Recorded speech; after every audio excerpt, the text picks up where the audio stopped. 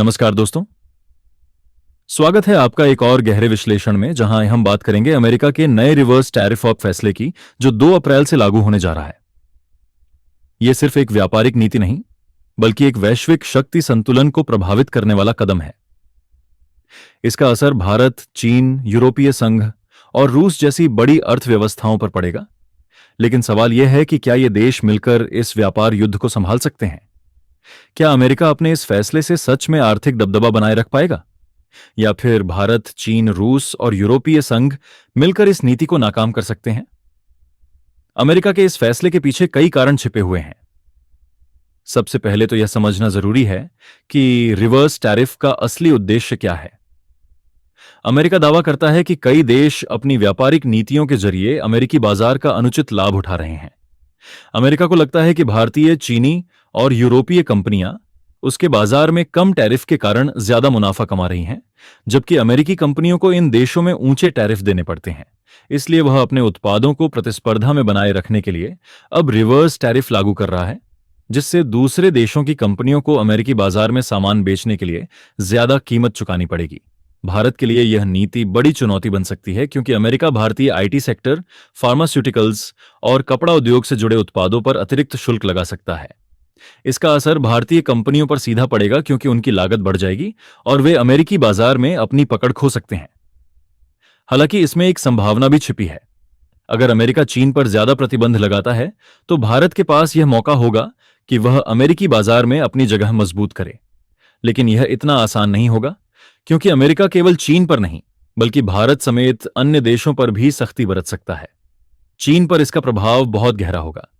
America चीन व्यापार युद्ध पहले से ही दोनों देशों के बीच तनाव बढ़ा रहा है, और अब इस नई नीति से चीन की अर्थव्यवस्था पर और दबाव बढ़ेगा।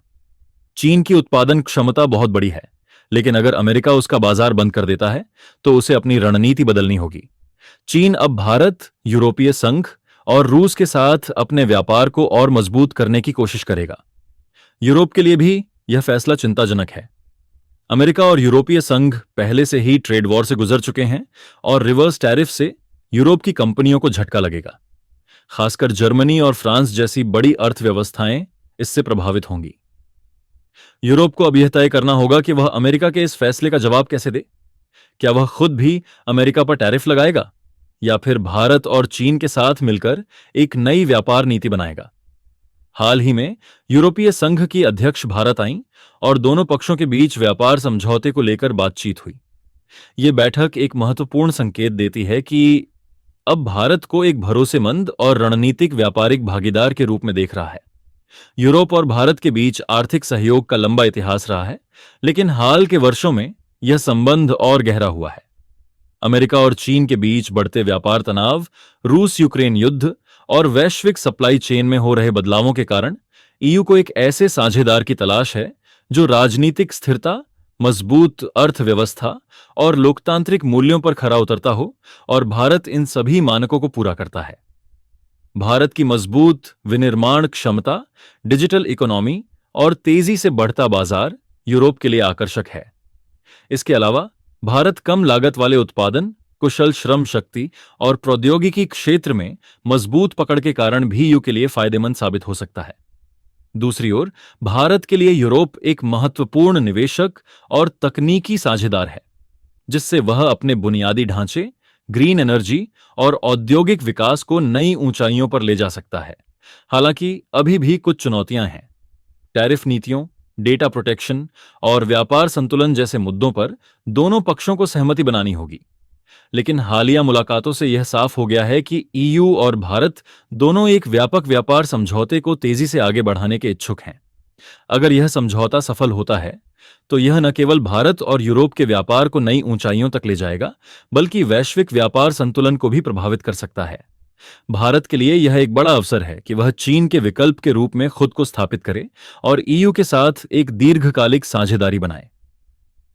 रूस के लिए यह फैसला नई चुनौती लेकर आएगा, लेकिन रूस पहले ही अमेरिका के प्रतिबंधों का सामना करने का अनुभव रखता है।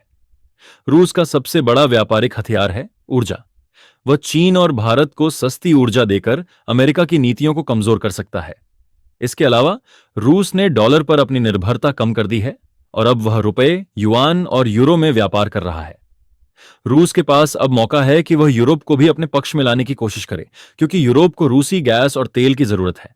अब सबसे बड़ा सवाल यह उठता है कि क्या भारत, चीन, यूरोप और रूस मिलकर अमेरिका की इस नीति को बेअसर कर सकते हैं? इसका जवाब हां भी हो सकता है और नहीं भी।